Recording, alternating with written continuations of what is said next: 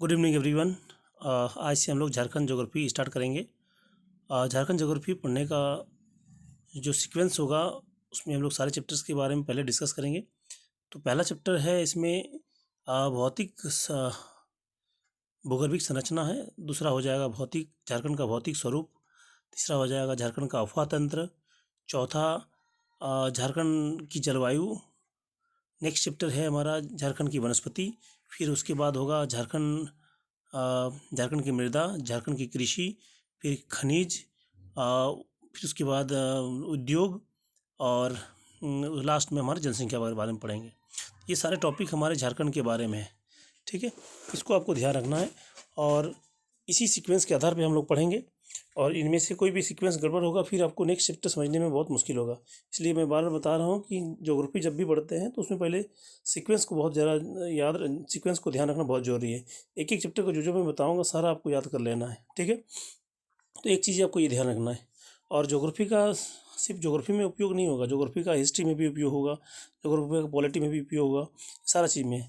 Directly JPSC का prelims के syllabus में मात्र 10 नंबर का के बारे में जेपीएससी में दिया गया है, लेकिन आप देखेंगे कि इसमें टोटल कि 10 नंबर नहीं, कम से कम 40 नंबर आपको इनडायरेक्टली आपको इसी से समाधान हो जाएगा आपके सारे क्वेश्चंस।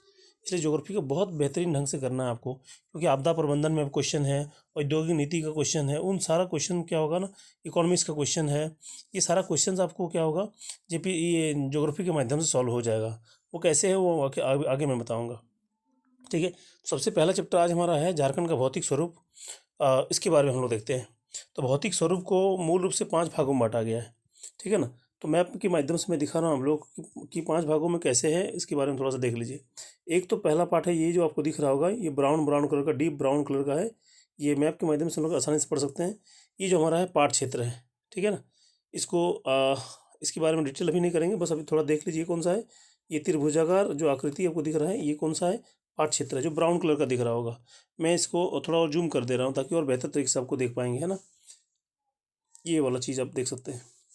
तो ये जो आपको इलाका दिख रहा होगा, है ना, झारखंड के पश्चिम भाग में, यहाँ से लेके यहाँ तक ये जो इलाका है, ये पूरा किसका है, पाठ क्षेत्र है। इनके बारे में हम लोग डिटेल आएंगे, है ना। तो अभी ज़्यादा घबराने की ज़रूरत नहीं है, सारा एक एक चीज़ हम लोग डिटेल करेंगे, एक एक चीज़ सारा मैप के माध्यम से देखेंगे बाकायदा। जो जो चीज़ हमने पढ़ा है कि गुमला लोहरदगा पार्ट कौन सा है, पलामू पार्ट कौन सा है, बारहवीं का मैदान कौन सा, सारा चीज़ हम लोग इसमें मैप के माध्यम से देखेंगे। तभी हमको लोग जब एक बार देख लेंगे तब को किसी चीज़ को याद करने की आवश्यकता ही नहीं पड़ेगी। ठीक है, तो ये पहला पार्ट हमारा कौन सा है, पाठ क्षेत्र है।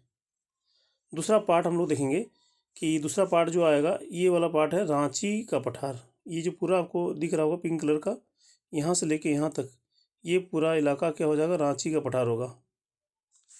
देख रहा हूँ इनका कलर एक ही सब ब्राउन, थोड़ा लाइट ब्राउन है उसके तुलना में, पार्ट क्षेत्र की तुलना में इसका थोड़ा सा ब्राउन है। और इसी का एक पार्ट है हमारा कौन सा है, ये दूसरा पार्ट है, ये है हजारीबाग का पठार है। ठीक है, ये हजारीबाग का पठार है।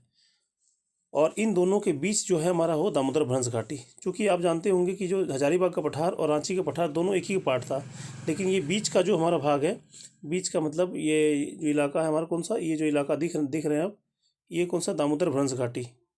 ये दामोदर भ्रंश घाटी, ये बीच वाला इलाका है।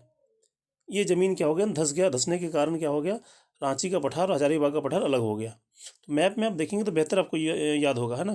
तो आप देख पा रहे होंगे कि जो दामोदर भ्रंश घाटी है, ये पूरा पूरा ग्रीन दिख रहा होगा, कहीं कहीं थोड़ा थोड़ा ब्राउन दिख रहा होगा। इसका मतलब क्या है, वो डोंगरी और टोंगरी है। जो ब्राउन और ब्राउन दिख रहा होगा वो डोंगरी और टोंगरी है, छोटे छोटे पहाड़ हैं, इसलिए आपको ब्राउन दिख रहा होगा। नहीं तो अधिकतर भागों में आप देख रहे हैं क्या है, वो या तो हरा दिख रहा होगा, एक थोड़ा या हल्का ब्राउन दिख रहा होगा, है ना।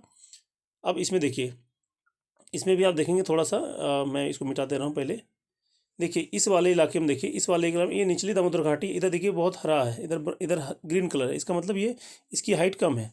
इधर देखिए ब्राउन है, ऊपरी ऊपरी दामोदर घाटी।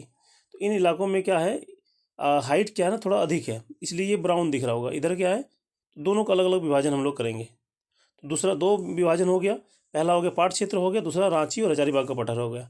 और तीसरा पार्ट कौन सा हो गया हमारा, तीसरा पार्ट हम लोग देखेंगे कौन सा है, आ, इसको जूम कर दे रहा हूँ मैं, है ना।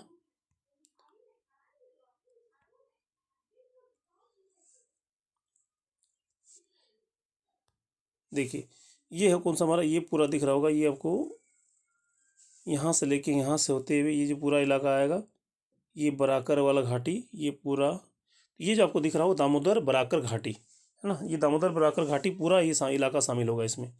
तो इसमें आप हजारीबाग से होते हुए रामगढ़, दामोदर, है ना, ये बराकर वाला रीजन जो आएगा, ये सारा चीज़ हमारा शामिल होगा। तो ये दामोदर बराकर घाटी या दामोदर भरंस घाटी के नाम से भी इसे बुलाया जाता है। तो ये तीसरा पार्ट है। और इसके बाद हम लोग देखेंगे चौथा पार्ट जो होगा। चौथा पार्ट हमारा कौन सा है? चौथा पार्ट हमारा कौन सा है? बाहर वाला इलाका। बाहर वाला इलाका देखना होगा तो आपको यहाँ से देख सकते हैं,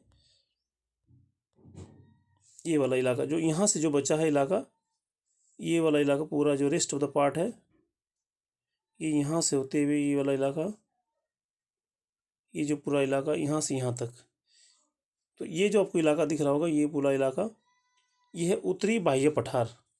और ये जो नीचे वाला इलाका आप देख रहे होंगे, ये दक्षिणी बाह्य पठार हो गया।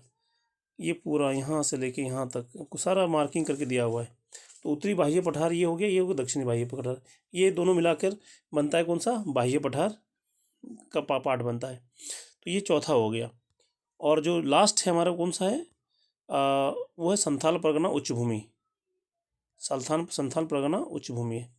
तो देखिए इसमें